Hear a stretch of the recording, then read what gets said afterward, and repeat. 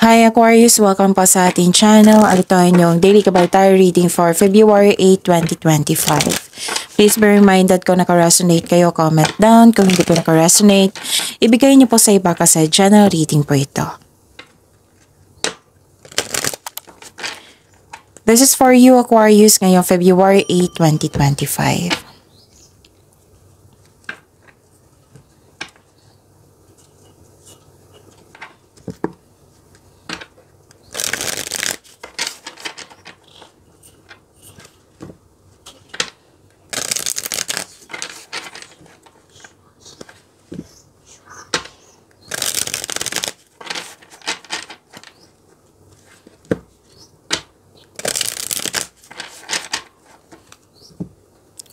Para po ito sa inyo Aquarius ngayong February 8, 2025.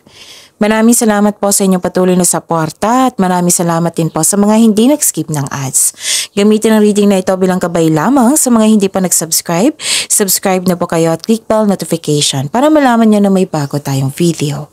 Para sa mga gustong magpa-reading po, may lumabas dyan sa screen nyo ngayon. Panoorin nyo po, sundin ng instruction. Spirits Guide, mga ganapa para kay Aquarius ngayong February 8, 2025. I need 3 cards po.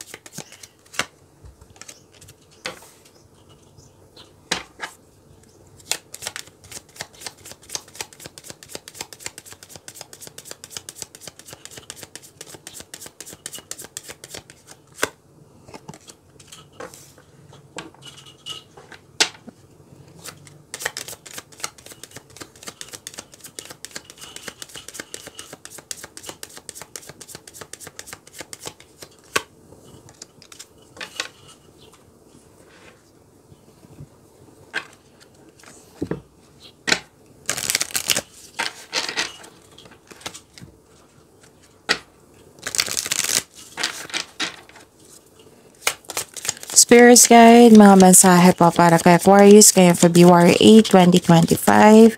I need 2 cards po.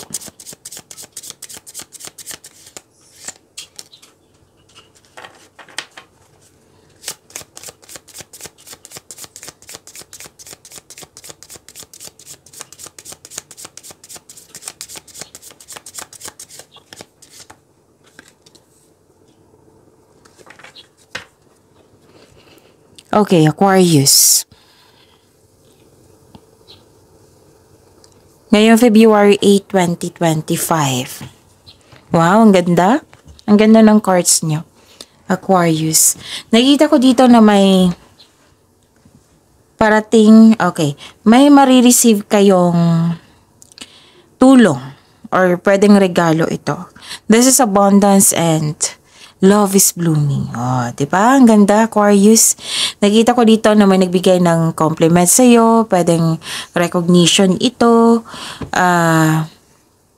Yes, may nakita akong ganito na may nakita rin akong happiness and you deserve this happiness. Okay, Aquarius, ang ganda. Career stability, andito po. Oo, so claim nyo po, Aquarius.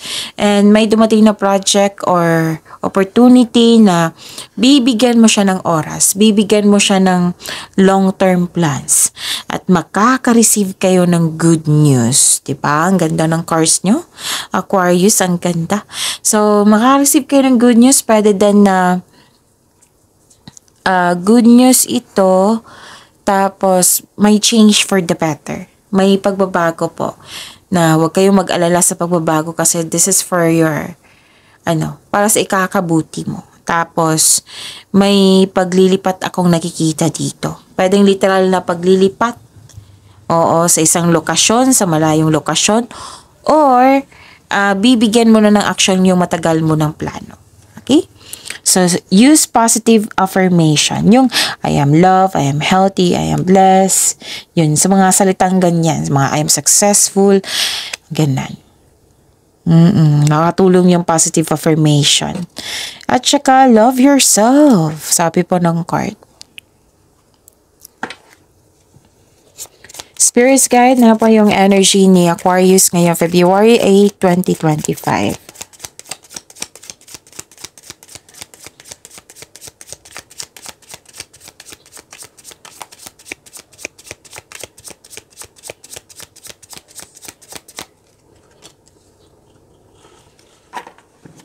And the clarification of this card po.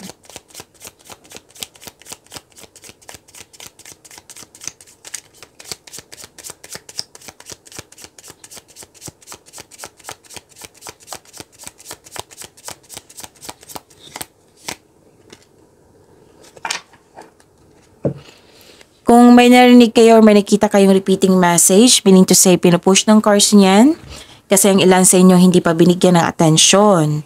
Kung maaari po, bigyan niyo po ng atensyon, solusyon, at aksyon. Remember, Aquarius, at the end of the day, alam mo na ikaw lang taong may kakayahan at responsable na gumawa ng sarili mong katotohanan at kinabukasan. So, ano yung energy ni Aquarius? Bigla ang pagbabago din po.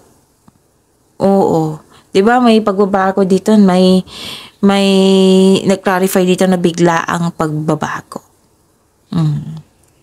Tapos, mas lumawak yung ambition mo sa buhay.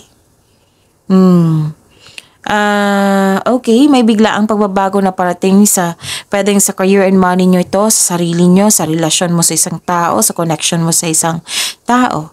A sudden change na hindi ka takot mag-let go. Ang darating na pagbabago ay makasuporta sa iyong growth and expansion. Yan yung sinabi sa inyong oracle cards kanina na nag-clarify dito sa tarot cards nyo na may change for the better. Change for the better. So, huwag kayong mag-alala sa pagbabago na ito kasi nakakabuti ito sa iyo.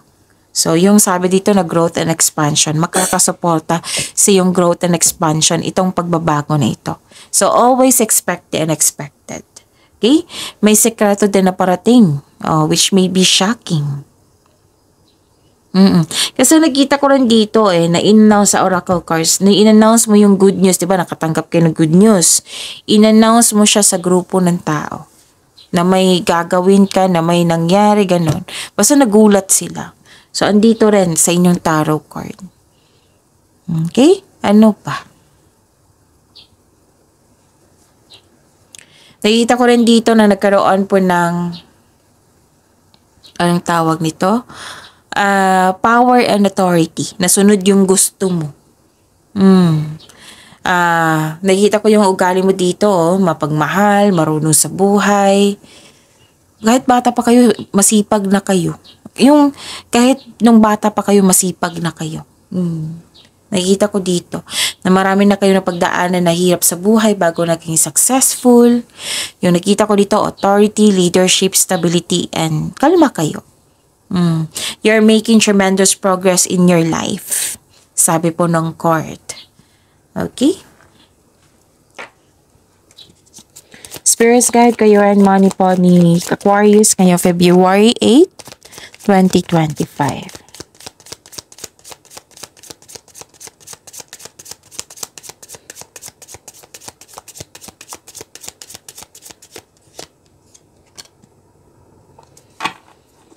And the clarification of this card po.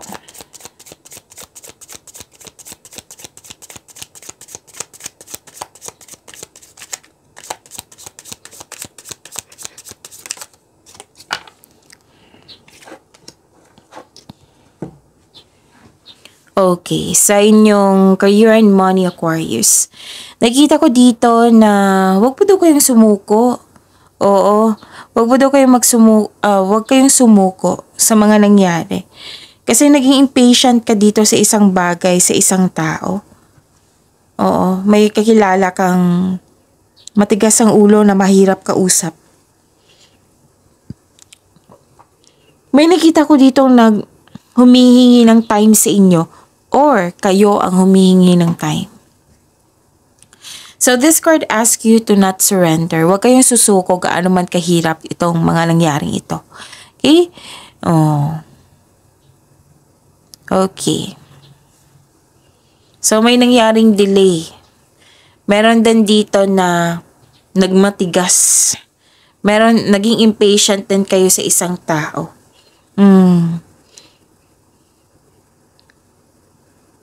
Gusto niya, basta may sabi dito, pwedeng kayo ito, pwedeng yung concern mo, na gusto niyang bigyan ng halaga. Gusto niyang, basta may gusto siya, may gustong bigyang halaga Pwede din pinag-usapan nyo na may usapan kayo. Pero nag-insist ka kasi gusto mo masunod yung gusto mo. Yan yung nakikita ko. Okay. At, ano pa? Nakita ko dito na nagkaroon po ng, another card na naman nagsabi dito from your own energy card dito rin sa oracle cards nyo rin. Na may nag-change yung cycle. Oo, ano to hindi ka handa sa pagbabago. Hindi ka ready sa changes. Oo. For example, rules ito, house rule. Sanay na sanay ka sa dating rules na tapos may pagbabago. So, hindi ka sanay sa pagbabago. Hindi mo ma-adapt agad yung bagong rules. Ganun. Example lang po yan, ha? Oo. So, yun. Pwede din na, okay, may paalalang card niyo po dito, Aquarius. Kasi gagawa ka ng plano dito Gagawa ka ng desisyon. Nakita ko dito ng ilan sa inyo nagsisisi kasi nagdesisyon na hindi pinag-isipan ng mabuti kung karapat-dapat ba. Now, kung hindi pa ito nangyari, kung mangyayari pa lang, siguraduhin konkretong plano yung plano nyo, konkreto yung plano nyo, siguraduhin karapat-dapat yung desisyon nyo para walang sisi. Kasi nakita ko dito yung pagsisisi Okay? So, yun. Actually, may successful completion nangyari dito. Aquarius. Yes, may successful completion ako nakikita dito. May recognition nga dito You're reaping rewards, recognition, accomplishment, success. Okay? Pero hindi ka lang maka-move on or you don't feel you are deserving of success. Sabi po ng card, deserve mo daw itong success dito kasi pinaghirapan mo. At nagtagumpay ito. Okay? Baka napektuhan lang kayo sa distraction na 'di ba? May matigas ang ulo. May hinihintay kayo, ganun. Okay. So, tanggapin niyo tong success na ito. Successful completion. Spirits guide, love life, self-love, partnership, and romance ni Aquarius ngayong February 8, 2025.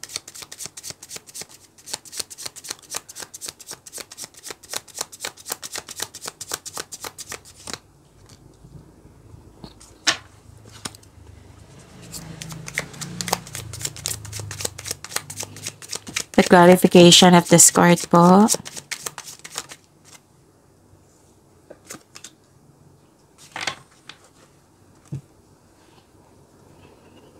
Okay. Maraming salamat po sa patuloy na tiwala at suporta sa ating channel. At maraming salamat din po sa mga hindi nag-skip ng ads. Okay. Aquarius, may naalala ka sa nakaraan. Sa past, sa childhood.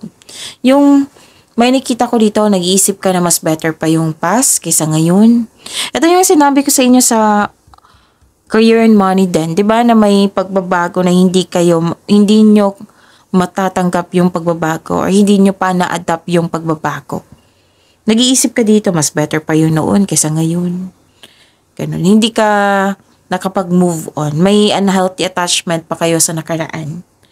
Pwede din na may unexpected visitor kayo ngayon or may tumawag sa iyo, may nagmensahe sa iyo na nagpaalala siya. Naalala mo, biglang mo nang naalala yung nakaraan. So, let the memories rest. Kasi, nasa present na tayo. Learn from the past, move on, try something new sa present. And para sa may expectation tayong better outcome sa future. Baka kasi sa kaka-look back nyo sa nakaraan, naging stagnant na yung present. Paano na kaya yung future, di ba? So, pagbalansehin po ay kailangan dito. Kakasabi ko lang ng pagbalanse pero may pagbalanse pala dito. So, at the end of the day, nakikita ko dito yung pagbalanse. Pagbalanse, this is moderation, pagkakaisa. This is also divine timing. Tranquility, katahimikan, combination of forces. May nagbigay ng tulong sa inyo. Realization din. Nakikita ko dito. So, yun. You are divinely guided. Maaring nagbigay ito ng signs sa pamamagitan ng isang tao or kaibigan na maaring makatulong sa struggle mo ngayon. Sa struggle mo ngayon. Na struggle. Sa struggle po. Makatulong sa struggle mo ngayon. Kaya have patience as the universe goes to work to bring your desires into reality. So, seek balance and create a calm atmosphere. Kakasabi lang ko kanina, di ba? Na kailangan na pagbalanse. So, at the end of the day, magkakaroon ng pagbalanse. Okay? If you're single, huwag pilitin na magbuo ng relasyon na hindi nakatadhana sa iyo. Huwag kayong mag-alala, the universe is working behind the scenes to bring romance into your life. So, trust the divine timing, may tao talagang nakatadhana sa iyo. Sa mga may relasyon sa buhay mag-asawa, may emotional intense na mangyayari. Oo, ang taas ng trust level nyo sa isa't isa. So, this may lead to the next level sa inyong relasyon. Ang ganda, di ba? So, magiging okay din ang lahat at the end of the day. Nakikita ko dito. And you're divinely guided. Okay? So, you're seeking higher wisdom and truth. Naging optimism ka. Yung sabi ko sa inyo kanina, na use positive affirmation. I am loved, I am healthy, I am blessed, I am successful, and so on. Yung mga magagandang bagay na gusto mong mangyari sa inyo, yan, makakatulong yan. Positive affirmation. And love yourself also. Okay? You are guided to find peace, Aquarius. So, I think nasabi ko na lahat, Aquarius. See you tomorrow. Please pagyamanin niyo po yung blessings na binigay sa inyo. Please subscribe, and click bell button for notification para updated po kayo sa daily tarot reading natin. Maraming salamat po.